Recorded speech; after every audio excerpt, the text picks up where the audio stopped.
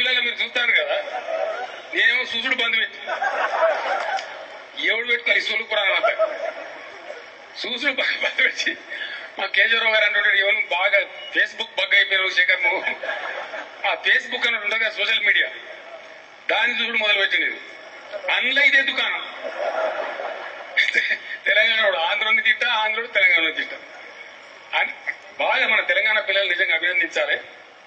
Girls కావచ్చు, youngsters కావచ్చు, social మీడియాలో వాళ్ళు చేస్తున్న పోరాటం మామూలు పోరాటం కాదు.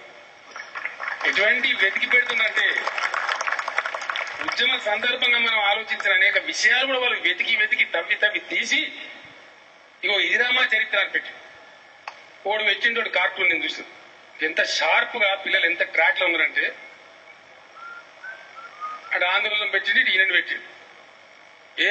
విడిపోతే మేము అడక్క తిట్టమా అని ఆంధ్రలో అంటే విడిపోకపోతే నువ్వు దొబ్బి తీద్దామా అని వీడాడు.